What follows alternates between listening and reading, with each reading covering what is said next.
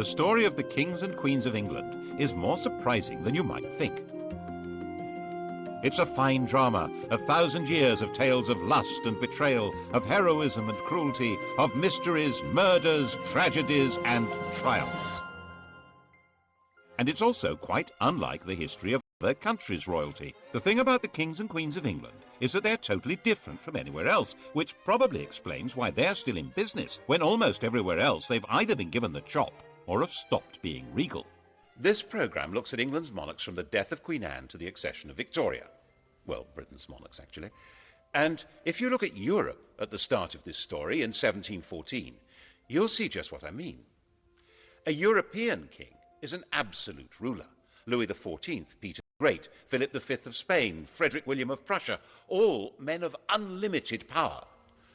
It's not like that in Britain. Queen Anne has died.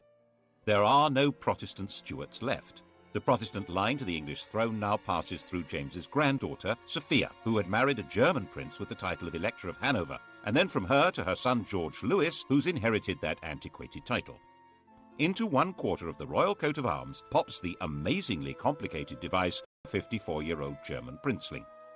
And when he comes to England for his coronation, he knows perfectly well that he's not going to be anything like those other rulers. He will be almost powerless. So it really doesn't matter that he can't speak a word of English. At the opening of Parliament, King George stood in silence while his words were read by the Lord Chamberlain. The crown that had belonged to Normans, French Plantagenets, Welsh Tudors and Scottish Stuarts had now passed to the German Hanoverians. The new king's son, George Augustus, arrived from Herrenhausen to take his seat in the House of Lords as Duke of Rothesay, heir to the throne. Before leaving Germany, he proudly declared, "I had not a drop of blood in my veins which is not English." Rothesay, of course, is a Scottish dukedom. George Augustus did share one trait with his father's English subjects, a hearty dislike of King George, and for the same reason.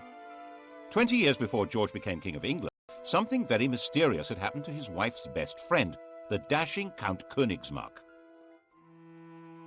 His wife, Princess Sophia Dorothea, had come to detest her husband, who spent his time either engaged in endless European wars or enjoying his various mistresses. Königsmarck tried to help her escape from Hanover. He failed. The Count simply disappeared from the face of the earth, and the princess was banished and imprisoned. Her son, George Augustus, never forgave his father. In fact, father-son detestation would be the defining mark of the Hanoverian dynasty. They thrived on it.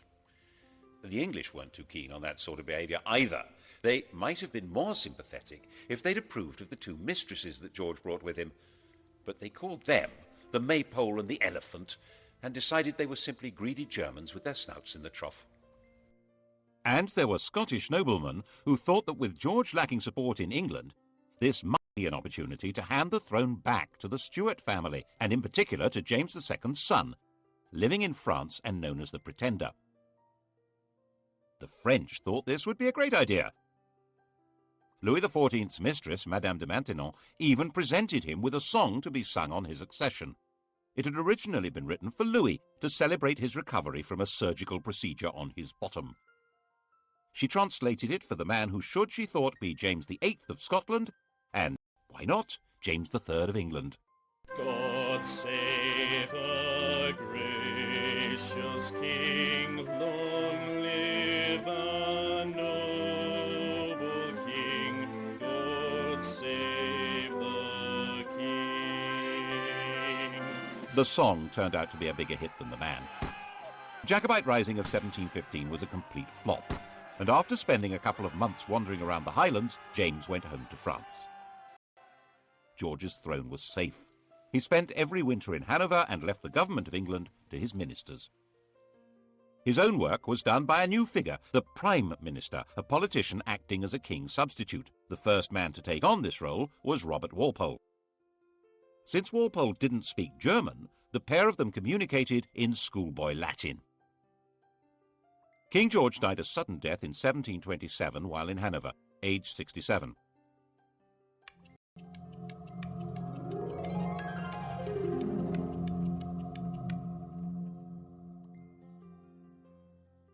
His son was living in Richmond, forbidden by the old man to take any part in court life or even to see his own children.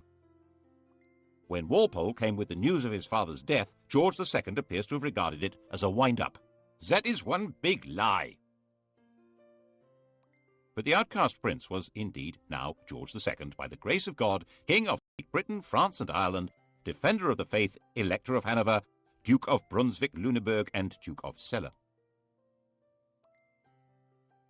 When he'd been convinced, he came here to Leicester Square. At the time it was Leicester House, where he'd been running his own court. And here he was attended by the Archbishop of Canterbury, who formally presented the most powerful documents in the world. When William the Conqueror and Henry II died, their wills established who would rule after them. George took his father's will and, instead of opening it, shoved it in his pocket.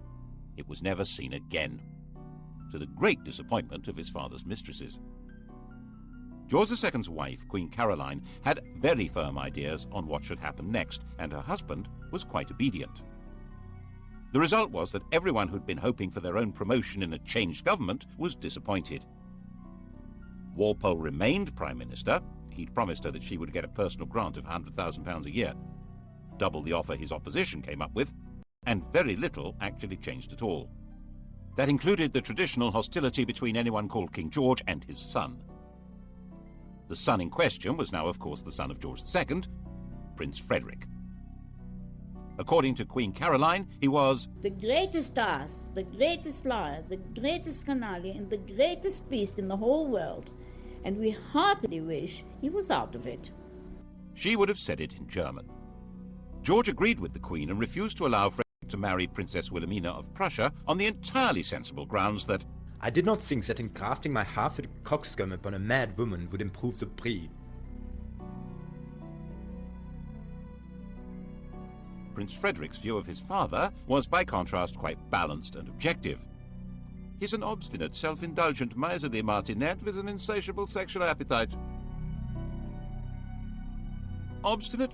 Yes. Self-indulgent? A fair point. Miserly? Well, he had slashed Frederick's allowance to make him less of a social rival. Martinet? Well, certainly a man of relentless and determined regular routine. And the sexual appetite?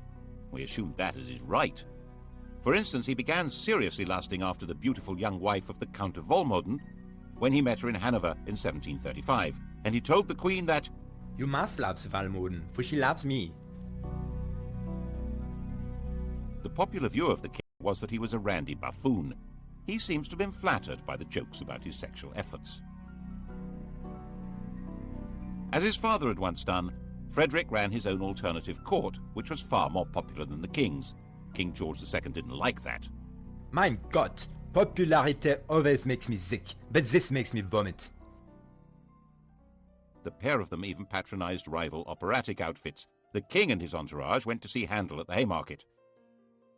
Handel had written George's coronation anthems. His music was grand and glorious, altogether suitable for magnifying the greatness of a self-important royal personage.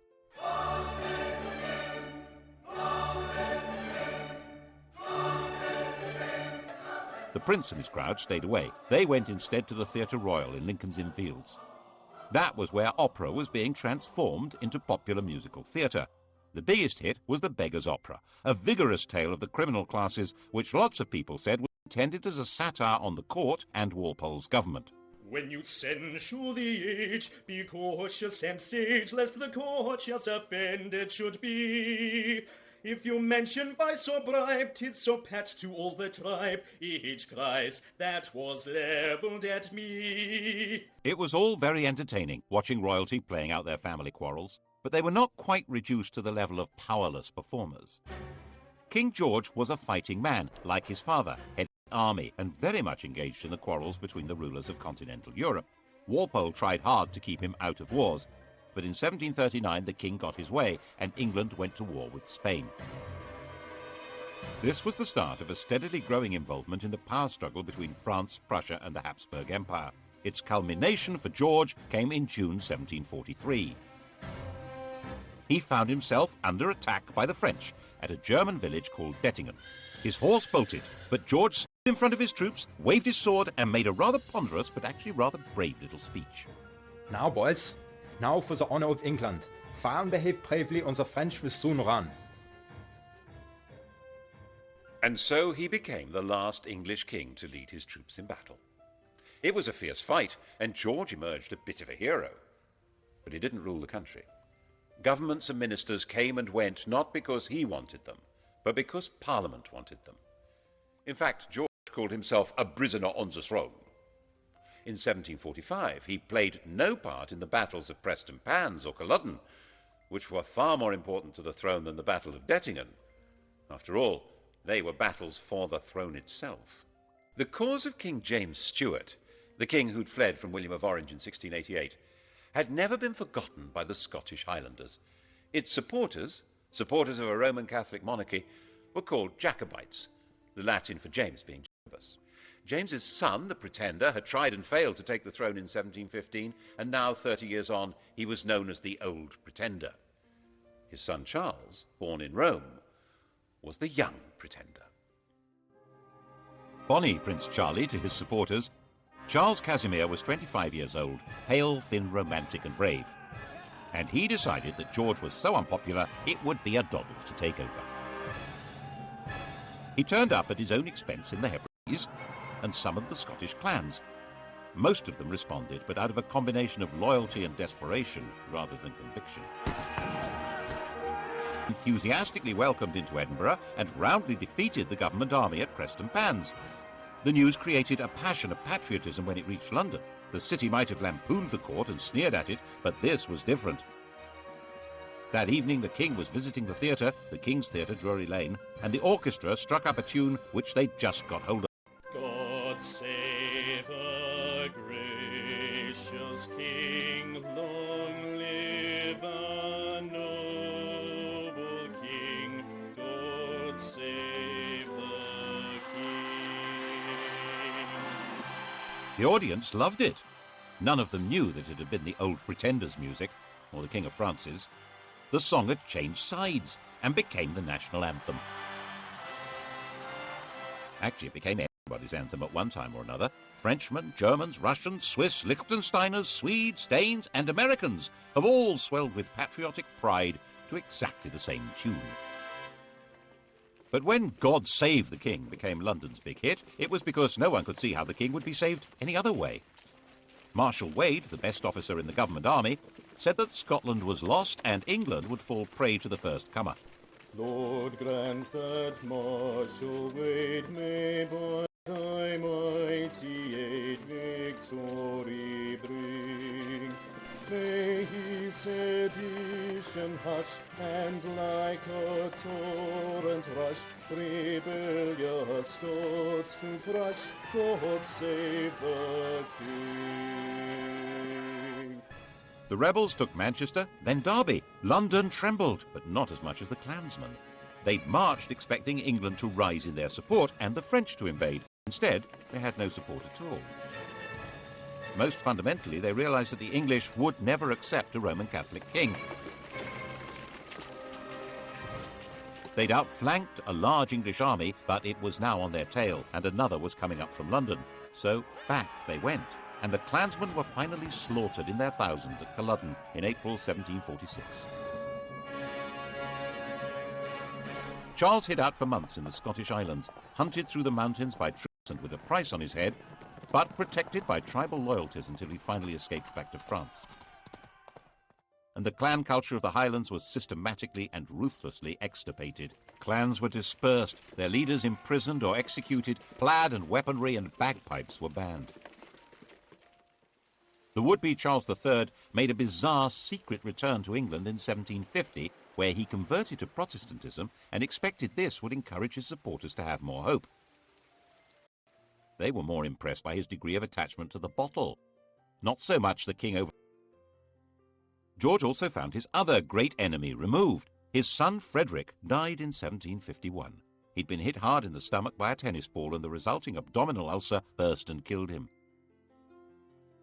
The new heir to the throne was a 12-year-old child, Frederick's son, George. But the great problems of the kingdom were outside the king's grasp. His country was now a great imperial trading power, with huge involvements in India, the East Indies, North America, and the Mediterranean. So was France. At the same time, continental Europe was constantly boiling over into war, and Hanover was in the middle of that. In 1756, the great powers finally locked horns in a do-or-die struggle that would girdle the whole world. This would become the 7 Years' War. It was truly the First World War. Britain fought in the name of its king, but that king now neither directed policy nor took part in the battles. A new world. In fact, affairs were so far out of the king's control that when he dismissed ministers he didn't like, they came right back again. So far as the English were concerned, this was just how things ought to be. Englishmen were entitled to liberty. The despots were on the other side, Catholic France and Austria.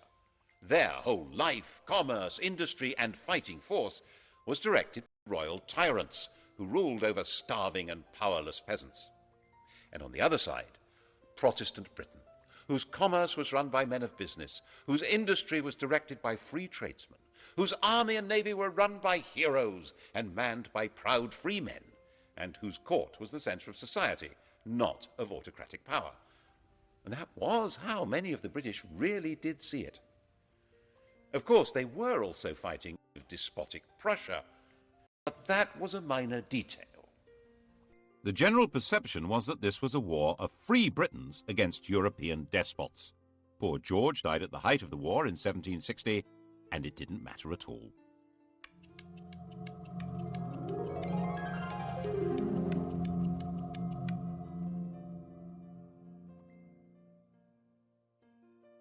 His grandson, now George III, was 22 years old. He had been brought up by his mother, a German princess, in her imitation of the very deferential court of Hanover. He learned the European idea of what a king should be, an enlightened despot whose power was absolute and was to be used for the benefit of mankind. This was, of course, very far from the English notion of kingship, in which the king was the leading figure in society, but whose power was entirely controlled by Parliament.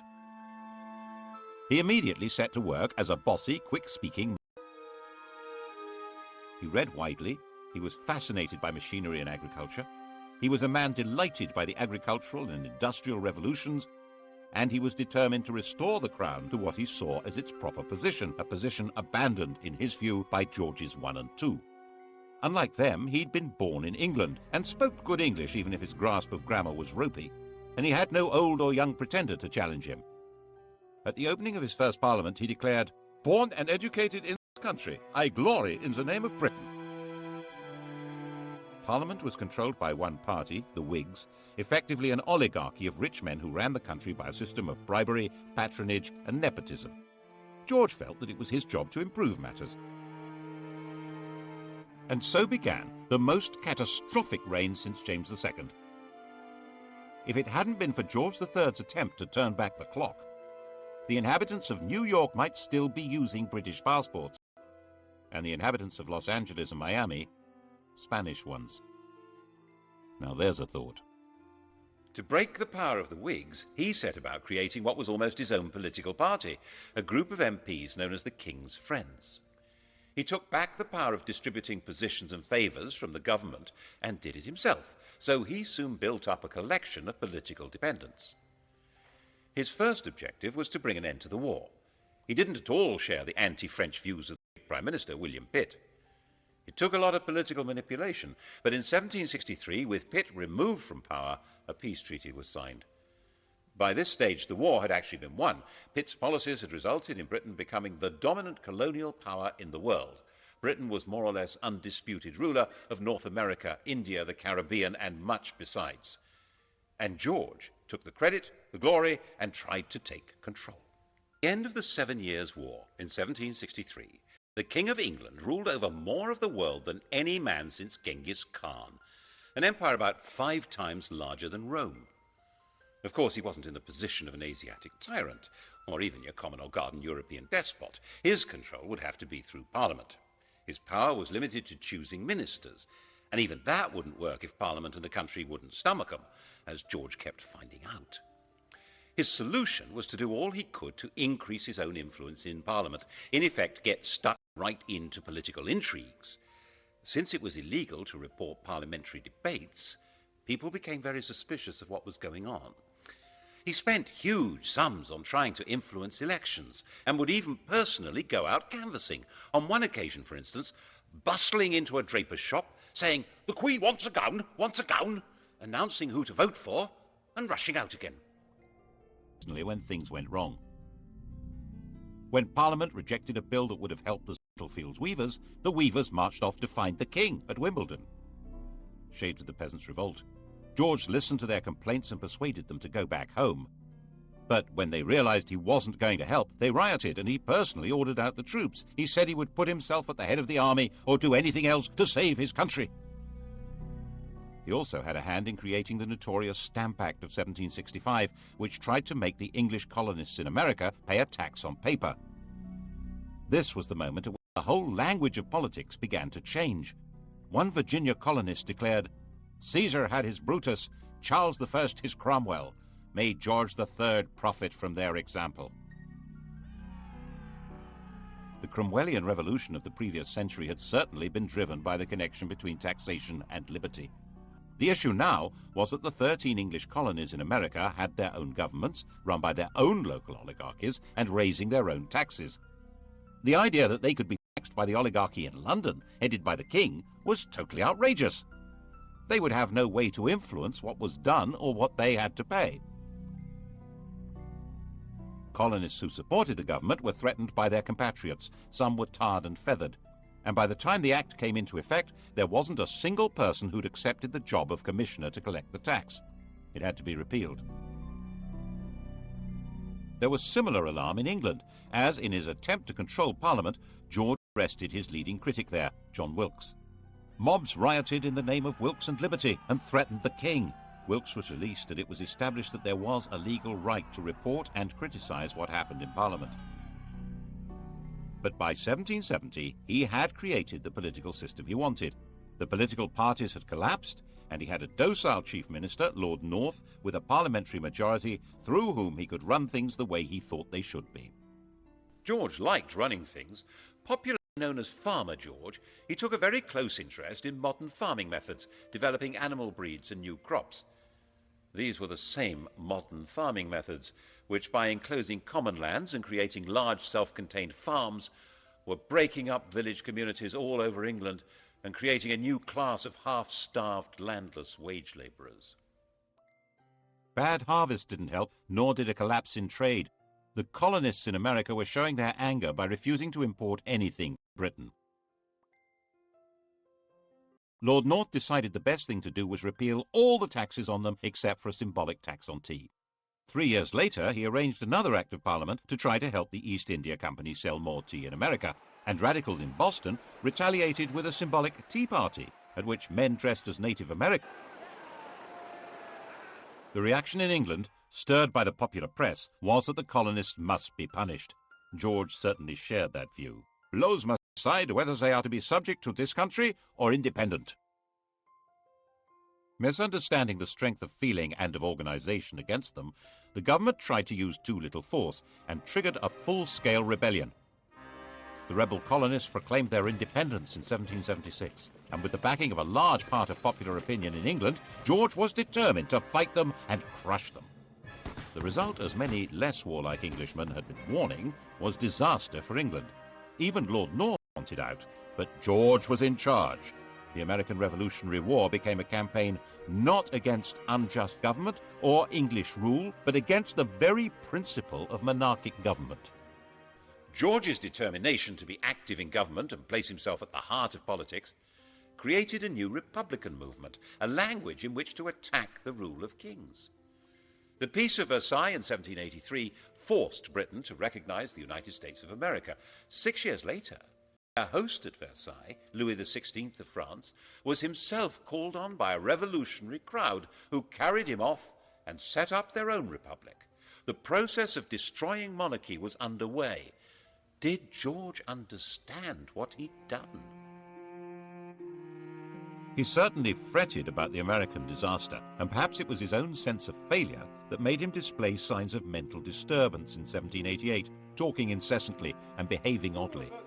His doctor thought making him bleed would help. When that failed, the Prince of Wales took over the treatment. The Prince of Wales was 26 years old, a dashing if rather fat man about town, and in the grand tradition of their Hanoverian ancestors, King George and his son hated each other. The prince lived in the house bought for his mother, the Duke of Buckingham's magnificent home near St James's Park. It was still called Buckingham House.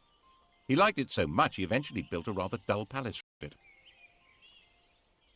When he came of age, he'd set up his home in Clarence House, taken his seat in the House of Lords, and set about being a thorn in Daddy's flesh, partly by opposing his father's ministers and partly by his wildly extravagant social life, in the course of which he secretly married a glamorous widow, Mrs. Fitzherbert, after a passionate wooing process that included theatrically stabbing himself to safely produce as much blood as possible.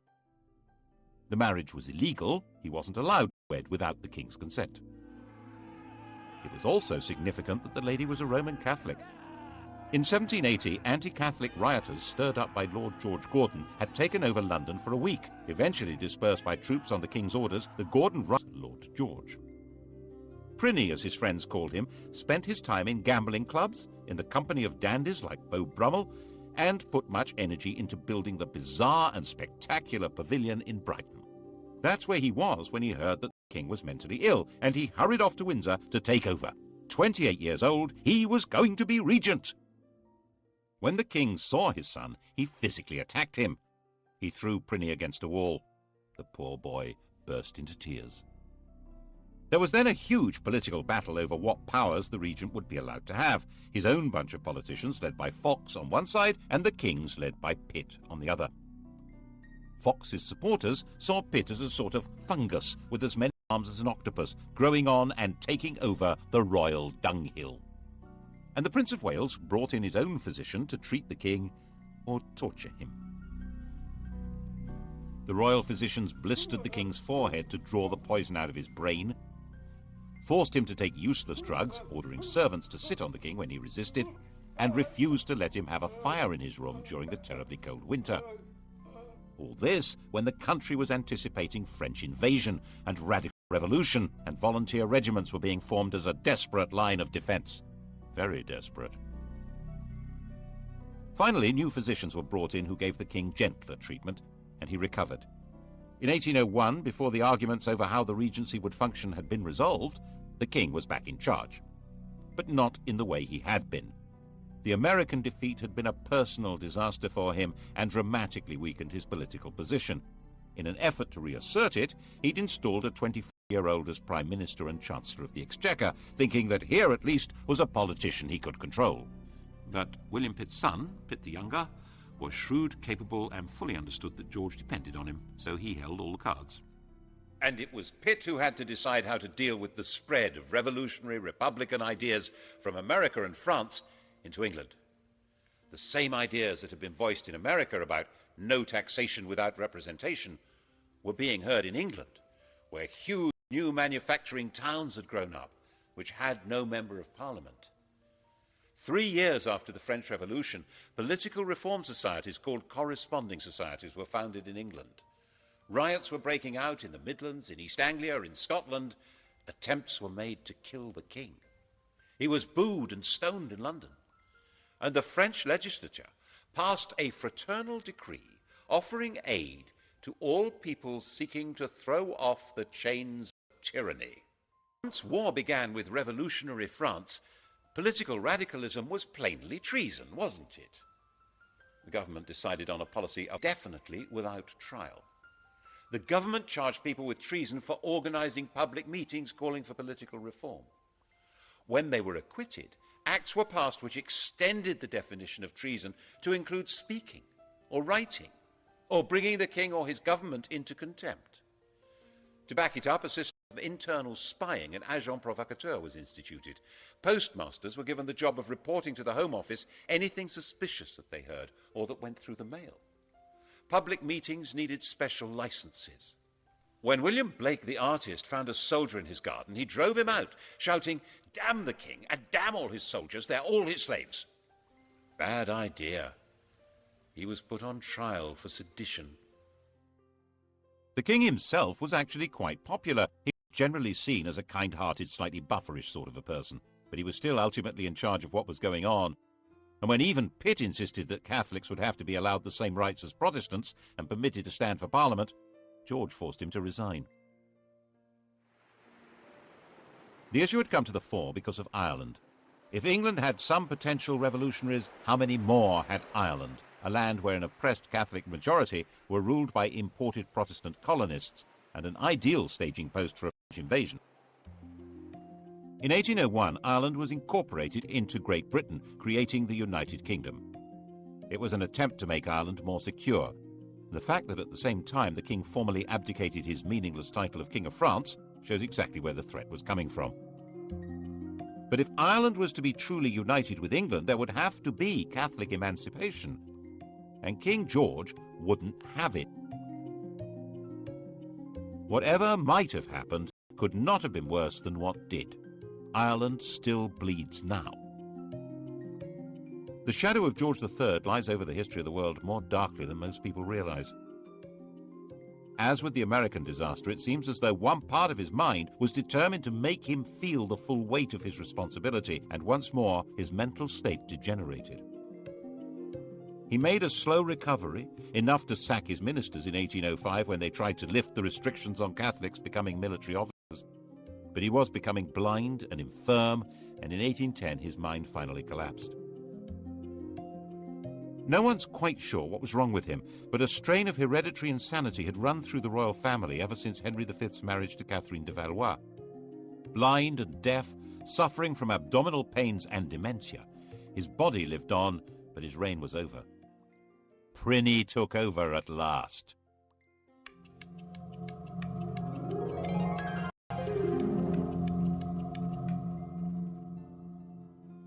The European monarchy had been transformed. The enlightened despots had fallen. Napoleon's empire had swallowed them up, replacing them with dictators from his own family or under his control. Even Hanover had been overwhelmed. The Tsar still survived, but Napoleon was about to invade Russia. Britain stood virtually alone. And in Britain, the ancient principle of the royal prerogative was now in the fat, clammy hands of a gambling, massively indebted, roly-poly dandy with a passion for show and splendor. But the military genius of Wellington and Nelson didn't need a king to guide it. So under his uninspiring, even ridiculous leadership, Napoleon was defeated and the decrowned heads of Europe were brushed down and put back on their thrones. Why, the ruler of the United Kingdom even became King of Hanover. Prinny had been against everything his father stood for, but now he was in power. He suddenly adopted all his father's political principles, especially his determined opposition to letting Catholics have civil rights and to any reform of Parliament. Elections were basically a farce, with some MPs representing constituencies with almost no voters, and the vast majority of people unrepresented. The king thought this was fine. Lots of other people didn't. And this became a desperate issue in the years after the Napoleonic War. There were thousands of unemployed ex-soldiers. There was an agricultural depression made worse by the terrible summer of 1816, and there was increasing unemployment due to the use of new machinery. And the Prince of Wales's appetite for luxurious silverware and furniture grew mountainous. Graffiti appeared saying death or the regent's head. At the end of 1816, there was a full-scale riot in London aimed at setting up a radical government. The next month, the Prince Regent's carriage was mobbed on his way to open Parliament. The grim apparatus of repression was revived. The death penalty was restored for unlicensed public meetings.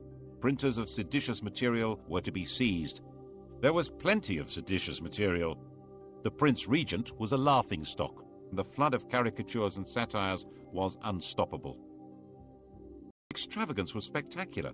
A few years earlier, the government had agreed to clear his huge debts on condition that he made a legal marriage. The victim selected was his cousin Caroline of Brunswick, a charming, friendly and unassuming young lady who was also a bit of an exhibitionist. He spent the wedding night drunk. After 9 months to the day, Caroline gave birth to a daughter, but by then her husband had long abandoned her. He devoted himself to the pursuit of motherly mistresses and treated Caroline with a and the Brighton Pavilion made that declaration loud and clear. George III finally died in 1820, having notionally reigned for 60 years, the longest reign until Victoria. And he was 81, the longest life of any British ruler so far.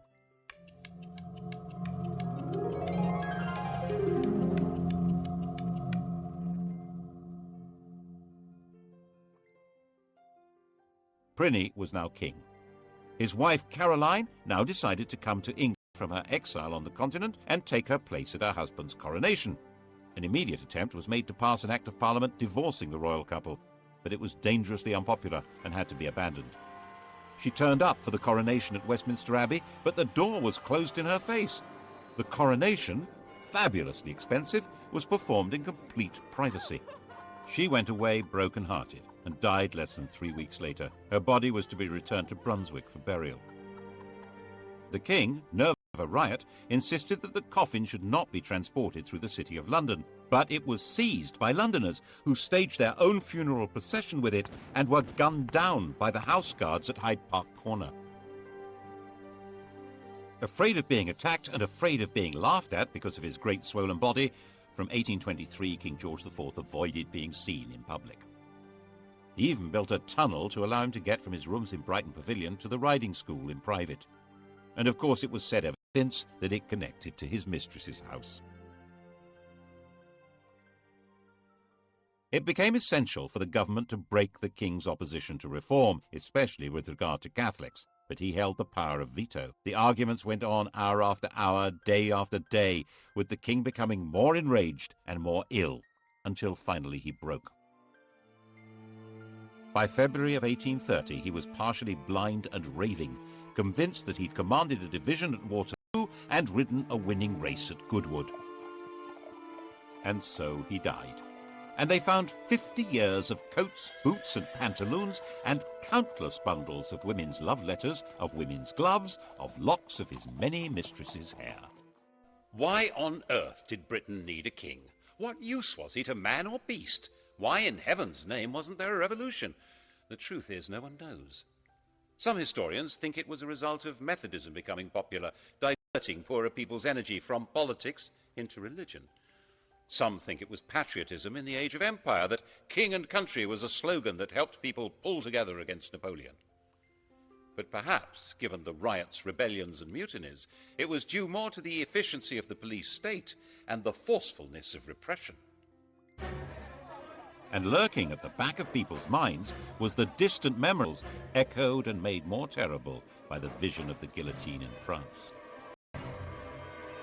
Always keep a hold of nurse, for fear of finding something worse. Despite George's enthusiastic sexual enterprise, he had only produced one legitimate child, and she died in childbirth. The heir to the throne was his brother William, who was 54.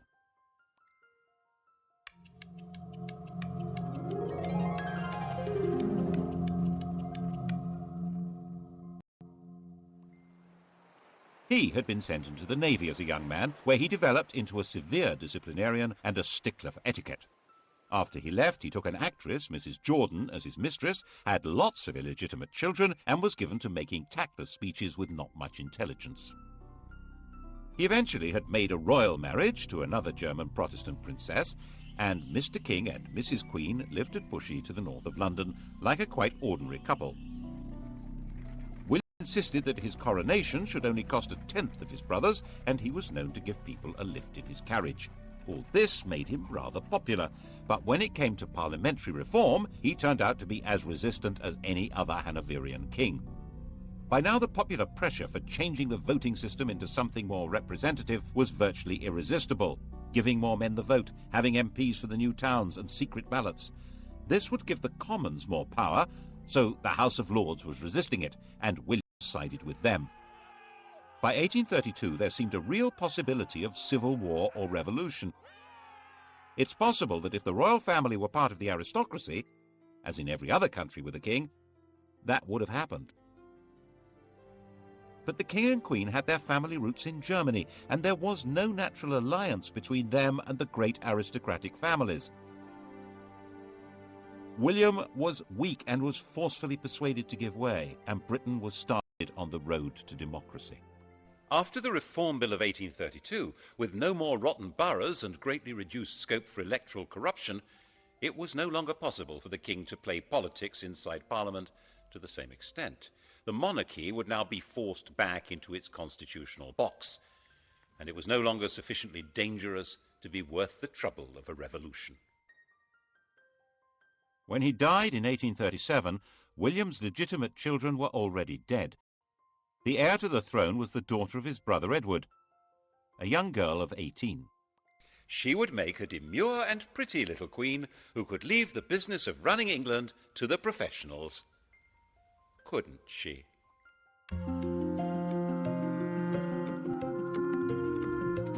Sky Digital viewers, press red. On UK TV History next, the modern kings and queens of England coming up here on History, and starting on documentary, The Best of British. Blue Planet.